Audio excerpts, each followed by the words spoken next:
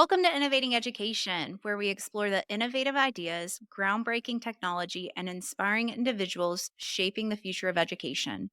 I'm your host, Dr. Riley Williams, and today we're diving into a fascinating conversation with special guests Tyler Hunt and Carrie Wright, the co founders of TEACH LLC. Their company is on a mission to empower teachers with powerful, intuitive tools that simplify curriculum planning, assessment creation, and data analysis, freeing up more time for what truly matters: personalized, engaging learning experiences. Tyler, Carrie, welcome to the show. Thanks. We're excited to be here. So, before we get into the details of what you're building, I'd love to hear about how this all started. Tyler, what was the moment when you realized, okay, we need to do something about this? Mm. Yeah, so it really takes us back a couple years. We were attending a conference in Baltimore, and we were introduced to the artificial intelligence in a more kind of formative, professional platform. We played around with it a little bit beforehand. Our task at this certain conference with Avid was to kind of align some of those goals of Avid with some of our district's goals. And so we really took some of that generative AI platform and we just started to prompt it a little bit, do some things with it. And we got some really good results fast immediately. And that's what really the ride back from that conference to home. We really started brainstorming these ideas. If we could take something like Avid's standards or guidelines and then incorporate those with some of our district goals to produce something, then we said, hey, this could really lead us into producing and helping our teachers create lesson plans that are standard aligned, that are differentiated, provide accommodation for our special ed students. And the list just goes on and on from there. So that's really where we broke the ground with artificial intelligence. It's truly incredible how the best ideas often come from seeing a real world everyday challenge and then deciding to step up with a solution. With TEACH, it sounds like you're tapping into something teachers have needed for a really long time: practical support that actually lightens the load without overcomplicating the process. So, AI in education is a rapidly evolving space. How does TEACH differentiate itself from other AI driven EdTech platforms? Right now, we're really doing our best just to focus on Virginia schools. And so we're focusing on those districts. Tyler and I have both worked as public educators in Virginia for many years. We still do, actually. And so we are taking our show on the road, though, and showing all of the other districts in Virginia what we can do. Something that makes us different is we show teachers how to use ChatGPT itself. It's not wrapped up in any cute wrappers like Magic School AI or other tools. We want to show you how to use a free account to do the majority of your work. And so that's a big thing that makes us different compared to other ed tech companies. We're also from here. We're not only from the United States, we're from Virginia. We know these educational difficulties. And now we also are working from that foundation, add these AI tools and processes into it. Can you walk me through what does the process look like for a teacher using your platform for the first time? Yeah, with the platform that we use when we talk with other districts as well as our own is we have really explored and used chat GPTs. So a typical introduction to that is really just getting the teachers, not only the teachers, but the administrators as well and district leaders, because they play just as big as role as the educators do. And it's really to get to knowing the platform, how to add documents, how to attach documents, how to save a thread, how to rename a thread, how to even interact with the actual GPT itself to get it to behave and to answer the way that you want it to. One of the biggest things that we talk about, you can get better results by the way that you prompt. And there's all kinds of different types of prompting styles with that too. Yeah. And so a lot of times when we work with teachers that very first time, it's having them bring some real world tasks that they're going through. We ask them to bring their standards, bring their curriculum pacing if they have one. And then we show how these specific prompts can get you the results that you need to very quickly. And I guess the biggest thing now too is AI is constantly updating. It's every day, Oh, every yeah. hour, every minute, every second.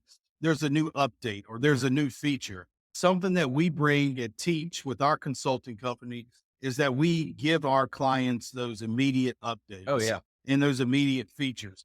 And I think it's so important now, especially that not only is AI big for educators, is it a big change, but if they don't know exactly what's out there, it's almost like sometimes you can have too many resources as a teacher Yeah. that you get confused and even bogged down more with what's presented to you. So another big thing that we offer is that we always stay on top of those updates. And by us being able to work in the trenches with the district we work in, we can apply those and we really know Mhm. what's effective and what really works. Instead of just someone saying, hey, this chat GPT would be great to use this for this method or for this teaching. We're actually in there in the trenches every day trying this stuff out to see what works and see what doesn't. Mhm. How do you ensure that the AI recommendations align with the best practices in pedagogy and stay grounded in human centered teaching? Good question. We both were in the classroom as teachers when COVID was here. And we saw that was the biggest time when students were not in the building that it truly impacted the quality of education. And so we want to make sure that when teachers are back now in the schools facing students every day, that they can spend that time effectively and efficiently to make those relationships, to truly gauge understanding that a machine never could. But we're going to do things to ensure that their lesson plans are ready. They know how to analyze the data from all of their formative assessments. And so when you say best practices for pedagogy, that's something that we ask the teachers to put into their prompts to generate their lesson plans and to plan out their curriculum. Whether they're followers of John Hattie or any other educational theorist, whatever they in their district believe are the best practices, whatever they are, all you have to do is say, hey, I'm designing this curriculum for X number of weeks, and I need for all of the lesson plans to follow the ideas of John Hattie and gradual release, let's say. And so we can bake all of that into our prompts that we ask. Now, some educators are very cautious about integrating AI into their classrooms. What steps are you taking to build trust Mm. and show teachers the benefits of these tools? Yeah. So the biggest thing that we start with is AI is not here to replace you as the teacher. That's our biggest thing. You are the expert in your field. You are the one that builds those relationships with your students. We really stress that AI is more of a tool. It is a tool that's in your accessories, in your tool belt for you to use. The biggest thing is to show it that it is a truly a virtual collaborative partner. Mhm. It is a great way to brainstorm ideas. Is it a solution? It might be a solution to help, but is it an overall solution to replace the teacher and to effectively have student success? No. It's there to help that process. We see the shortage area in Mm. teachers. We see the burnout. We see the everyday administrative tasks that teachers have to do as being a counselor, a nurse, a hallway supervisor. Their planning's always be getting like cut shorter and shorter. But yet the demands of what they're supposed to do with each student keeps climbing. So with this tool with artificial intelligence, we really stress that this is something that you can take like lesson planning, data analysis, IEPs, reading plans, all of these things you can take, and AI can really significantly help reduce the time that you're spending on those. Something else, going back to asking what makes our company a little bit different, is Tyler has developed a script that allows you to take your student roster and those quiz scores. And we don't want to ever enter student names or addresses or personal details into these platforms. But when you use this script, it takes that student name off of it, assigns them a random ID. You can do all of your data analysis you want to with those quiz scores and then pull it back out of the AI platform and have the student names tied to that data in a very safe way. So that's something else that really sets us off from other companies. And when we can say to school districts that kind of a process will ensure your student data privacy, that's something that a lot of districts really enjoy. I love what you said, how your philosophy emphasizes that technology should be an ally and not a replacement for teachers. So So, what feedback have you received from teachers who've started using these tools? Can you share a success story that highlights the impact of your platform? sure. Here's one success story that we like to roll out a good bit. We are working with a group of elementary school teachers, And the teacher walked into our after school session with a huge cup of Starbucks coffee. And she said, I'm a very experienced educator. This is a brand new grade level for me because sometimes principals do that. You get assigned a new grade level. I'm also having by my grade level team, they've said I got to do math and write all the plans for that. I don't like math. It's not my favorite subject. And so she's already in a very uncomfortable space. And she said, then I have to write all of the plans for my team. And I said, I bet that you're getting ready to leave this training with that big cup of coffee and go home and write plans all night, aren't you? She said, oh, yes, definitely. And so then we showed her some very quick and efficient prompts to use to take her standards and her curriculum to pace out the plans for the next week, writing the lesson plans with the objectives the way that her building principal wants to, following the educational theories that the district believes in. And bam, within 10 minutes, all of her weekly lesson plans are done. And she said, oh, that's great, but now I have to put it into a PowerPoint presentation. That takes forever. I said, no, just ask it. Just save it right at the bottom. Put this into a set of slides for me. And there's lots of different slide generators out there, but we just showed her very quickly within ChatGPT how to do that. And she said, thank you guys so much. I'm ditching this coffee. I'm going home and having a glass of wine. And so that to me is just so worth it to hear an experienced educator. This is not some young, fresh out of the box teacher who's filled with technology and everything else. This is a very seasoned teacher, and she's able to get onto this platform using the processes that we showed her to enjoy her evening. And that's what it's all about. I love how you guys said that your platform is not just about saving time. Yeah. So I think sometimes we get wrapped up as educators what we think is best for us at the present moment. But really, when we look at AI is something that our students are going to see in the future in their careers. AI is something that they're going to see in their future as education goes if they continue in college. Now, your platform focuses on curriculum planning, assessment creation, and data analysis. Are there any new features or functionalities that you're working on? Something that we really enjoyed using recently, there's so many new things. One is let's just talk about ChatGPT and projects. It allows you to store a couple of different conversations and chats all in one folder. So it's a great way to organize and tie together several different tasks that you're doing all together in one. So if I'm analyzing reading data from grades 3, 4, and 5, every time I go to that, I'm going to go to that one project space. There's great instructions that I can add to that one small space to tell how that chat GPT product should perform and behave. And so that's just one of many that we're using where we're rolling that out. They also have a new introduction to what they're calling, it's in beta mode right now, and it's just for Plus and Pro users, the paid accounts. But there's a feature on there called Task. And I see a very good opportunity in the future with this or where they're headed with it. But basically, task is something that as a teacher, I can go in and set up daily reminders, weekly reminders, monthly reminders. If I wanted to, I could set up every 5 minutes, I could have a reminder. And I can send that either push notification on my desktop or I can get that as a push notification to my email.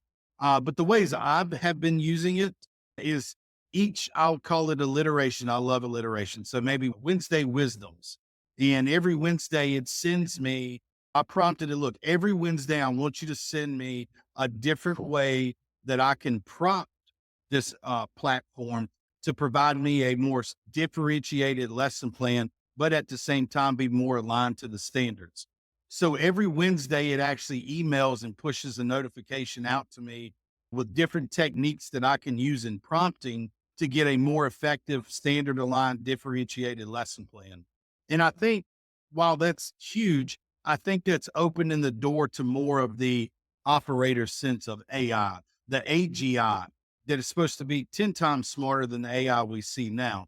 But I can see the door opening to more automated tasks like that for educators. And again, it's not to replace, it's to enhance what you already know and save that time on going out. And I saw the other day somebody had on a social media platform, when does AI become an actual accommodation for a student? Oh, wow. You know? Wow. So that's something we can see opening the doors, Yeah. you know. So, What kinds of data does your platform analyze? How does it translate those insights into actionable strategies for teachers? It doesn't matter any data that you got. We've started using, if you have ChatGPT on your phone, you can have it look out of your camera. And so I could even have it show just the layout of my classroom. Is this an effective layout for my classroom? I can talk back and forth to it. I can take and I could show it paper and pencil places where I have gone and just done an observational checklist from that class period. Hey, can you look at this and put this into a table for me?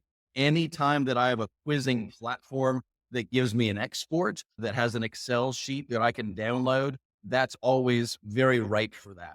Our state tests, when they come back in Virginia, we get plenty of spreadsheets. And so what we do a lot of times is either we'll run them through our script to anonymize those results, or we'll just take off the columns with the student names on it and upload those. So any kind of data you can imagine that is just visual, paper, pencil. If I have an export from something, any kind of data that's there, and there's so much of it now in K-12 education, this is a perfect way to analyze any data you have cooking for your class. Now, do you see your tools being useful across all grade levels and subjects, or are there particular areas where the technology shines the most? I think it all shines 100%. I think the different types of interactions with it now, that's different from primary grades all the way up to your secondary grades. I think it's just different in how it's to be used. Now, I would definitely say the lower grades, in my opinion, you're probably going to have more teacher use with that. Not to say that the students are not using it some, but in my opinion, I think if we do start introducing it heavily in education with students, the lower grades is where you're going to, especially in elementary, you're going to have to learn how to effectively prompt. I think that should be the fundamental aspects, the safety of it, like all that security stuff. But yeah, so to get back on the original question before I get off too on the path there, yes, it is effective across all platforms, all grade levels, just the different ways that it's used, that's going to be tremendously different. Now, as AI continues to evolve, what trends in education are you most excited about? How does TEACH plan to stay at the forefront of these changes? Again, we like to stay on top of using all of these tools and figuring out how K-12 educators can be using them in their professional lives. I think perhaps what I'm most excited about is when Elon Musk releases an Optimus robot, and a lot of the guts of that are running on AI systems. When we have our students who are going to be graduating into a world where if they lose robots are very affordable, we're going to start seeing them more and more, not just the one that's zooming around on the carpet, vacuuming up, but it's going to be a humanoid robot that we're going to have to expect our students to be able to manage an AI system to interact with those completely and safely and effectively. So right now in the state of Virginia, they've put AI into their research standards for English classes 6 through 12. That's just the first shot across the bow, I think, on seeing AI processes getting into there. But as we move to a more automated future and robotic future, having students comfortable with AI and prompting is going to be essential. I could not agree more. Mhm. So, if you could give one piece of advice to educators who are hesitant to adopt AI in their classrooms, what would it be? I think it would just simply be we encourage our students every day in the classroom to learn, right? Try something different. Something I can remember even in my young playing days of sports. I had a coach one time tell me, and it resonated with me. We have to find a way of learning how to be comfortable while being uncomfortable, Mm. right? By taking those things and being in a situation like with educators now, and it's okay to be that way, right? We want to be that way because we care for our students and we want what's best for our students.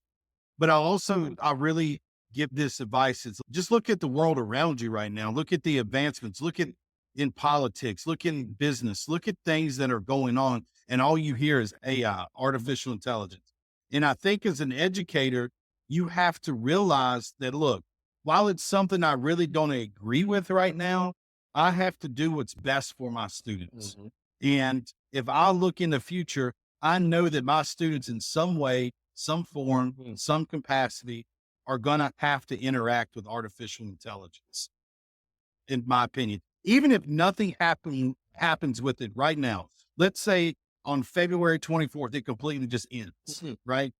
There's at least enough artificial intelligence out there right now that our students have to be prepared to deal with in their job and their education and everything else. So I think we have to look at it. And one piece of advice is look at that lens of what do I need to do that's best for my students? Carrie, what about you?